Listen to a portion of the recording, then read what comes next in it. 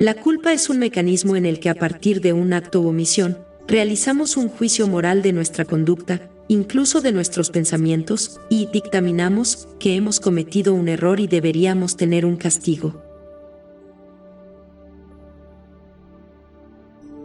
La culpa, nuestro juez más implacable.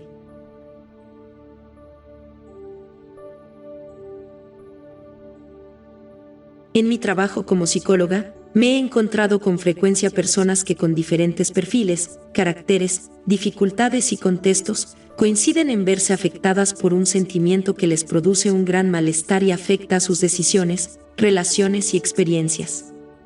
Es un sentimiento que actúa a diferentes niveles y en el que influyen la educación más temprana en la familia, los estereotipos sociales y los propios aspectos psicológicos de la persona. Estoy hablando del sentimiento de culpa. Las emociones desempeñan un papel adaptativo.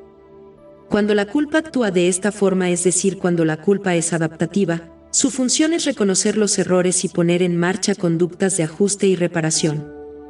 En este caso, la culpa nos ayuda a no transgredir ciertas normas y códigos éticos, digamos que enciende un aviso que nos previene de cometer errores que podrían tener graves consecuencias. Voy a centrarme en la culpa desadaptativa, la que por su intensidad y frecuencia es fuente de dificultades y desórdenes emocionales. En el resto del contenido, salvo ocasiones que considere necesarias, no insistiré en ponerle el calificativo. Cuando hablamos del sentimiento de culpa desde la psicología, tenemos que hablar de otros términos y conceptos muy próximos. Autoestima, perfeccionismo, rumiación, falta de autoconfianza, autocensura, miedo, asertividad, regulación emocional. En efecto, la culpa está incorporada a muchas de nuestras dificultades emocionales y en muchas ocasiones no es fácil identificar si es el origen o la consecuencia, en muchas ocasiones ambas.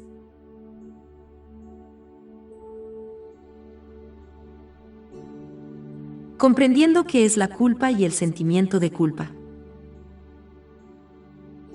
Antes de nada, quiero diferenciar los términos culpa y culpabilidad, que son habituales y están bien definidos en el ámbito de la jurisprudencia, con el concepto utilizado en el campo de las emociones y la psicología.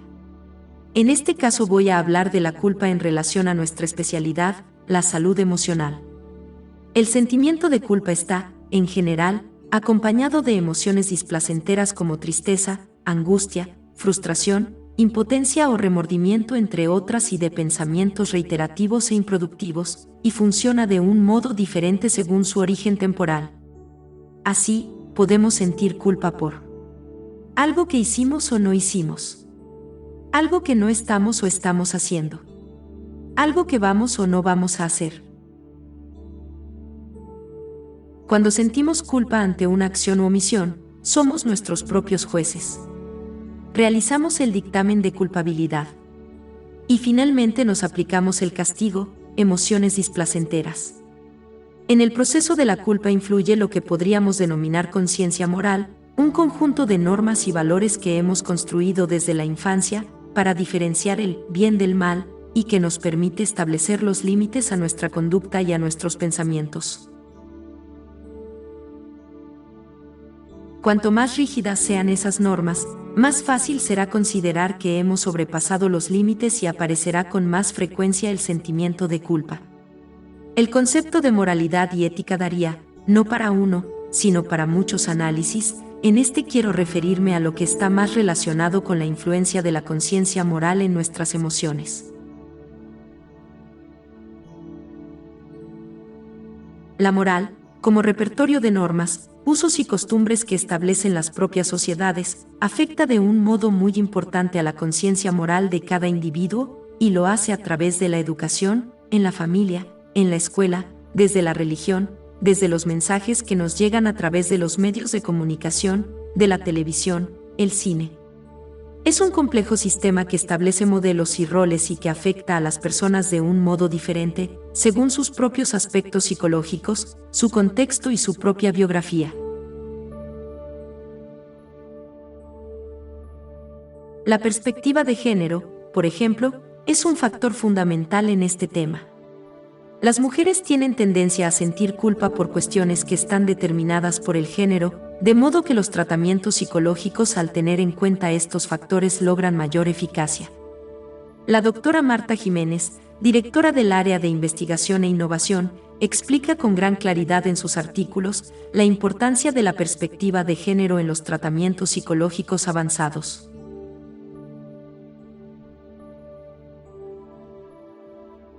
El malestar que nos provoca la culpa surge en gran medida del modo en el que nos juzgamos. La ventaja de las normas es que nos dice lo que tenemos que hacer en cada situación y nos indica el comportamiento más adecuado. Eso nos permite no tener que invertir energía en tomar decisiones, vamos a hacer lo que se espera de nosotras o nosotros, y en general, si cumplimos estas normas, vamos a ser aceptados y no tendremos motivos para sentirnos culpables. La desventaja de las normas es que pueden colisionar con nuestros deseos. En ese caso, cuando las incumplamos, será nuestra propia percepción de esas normas y el significado que le demos lo que determinará nuestro sentimiento de culpa.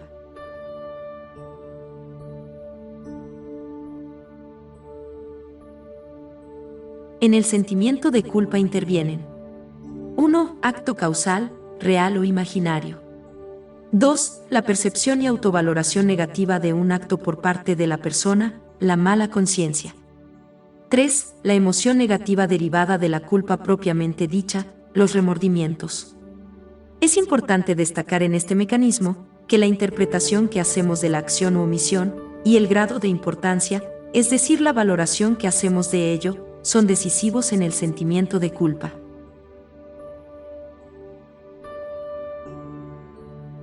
El sentimiento de culpa surge de un proceso subjetivo, es decir, está determinado por nuestra interpretación y valoración de los hechos. Pondré algunos ejemplos. Tengo una pareja, comparto todo mi tiempo de ocio con ella, siempre estamos juntos y hacemos los planes de igual modo. Un día me planteo hacer planes individuales, salir con amigos sin mi pareja. Podrían aparecer sentimientos de culpa, y lo harán, si la interpretación que hago del hecho de salir sin mi pareja es, ya ha empezado el declive, antes no me apetecía nunca salir sola o solo, no soy una buena compañera o compañero, no debería dejarle abandonado o abandonada, etc. En este ejemplo, nuestra forma de interpretar la acción de salir sin nuestra pareja activará nuestro sentimiento de culpa. Interpretamos que salir sin nuestra pareja es un indicio de declive, o concluimos que si dejamos a nuestra pareja un día, la estamos abandonando. Otro ejemplo puede ser, soy una madre atenta y cuidadosa, le presto mucha atención a mi hijo. Pero un día tengo un accidente o estoy enferma y lógicamente no puedo atenderlo. Si la interpretación que hago de esta circunstancia es, estoy dejando de cumplir mi obligación, tengo que curarme de inmediato, podría suceder algo irreparable si no estoy yo pendiente. Me sentiré angustiada, frustrada y culpable. La culpa y la vergüenza son conceptos asociados pero diferentes. La culpa se siente ante una conducta concreta, he hecho algo malo, he cometido un error, mientras que la vergüenza implica una autodescalificación global, soy mala persona, mala pareja, mal trabajador, mal padre o mala madre. La vergüenza es más devastadora que la culpa, centra su atención en la propia persona, mientras que la culpa se dirige hacia los demás. Del mismo modo, otro concepto muy próximo a la culpa es la preocupación. Podríamos decir que la culpa es un mecanismo que suele situarse en el pasado y la preocupación se proyecta en el futuro. Nos sentimos culpables de algo que hicimos y nos preocupa algo que vamos a hacer o podríamos hacer.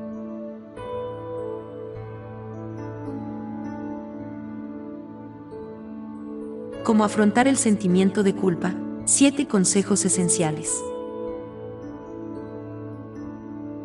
En el sentimiento de culpa, es muy importante ser conscientes de que el protagonismo lo tenemos nosotros. Insisto en algo que mencionamos mucho las psicólogas y psicólogos, los pensamientos y los juicios son ideas, no son realidades. El grado de flexibilidad y tolerancia hacia los errores que cometemos o podríamos cometer, nuestra capacidad de aceptación, nuestro grado de empatía, son factores que ajustan nuestras interpretaciones y valoraciones y nos liberan de la culpa. Estos son mis 7 consejos esenciales para liberarse de la culpa. Identifica la conducta que te produce la culpa. Piensa qué es lo que te hace sentir culpable para poder detectarlo. Acepta que los errores forman parte de la persona, son la clave del aprendizaje y del cambio, y no un signo de torpeza o fracaso. Piensa que no se puede ser perfecto en el cumplimiento de normas, sobre todo cuando tenemos la tendencia a exigirnos más de lo que podemos dar. Expresa verbalmente cómo te sientes, tu arrepentimiento ante el error cometido. Solicita el perdón por haber causado daño. No solo muestra tu arrepentimiento, sino también haz saber que solicitas el perdón por el daño cometido. Repara el daño. Pon en marcha conductas para hacer consciente a la persona implicada que no solo te arrepientes y pides perdón, sino que también no vas a repetir el daño. Responsabilízate. Sustituye la culpa por la responsabilidad.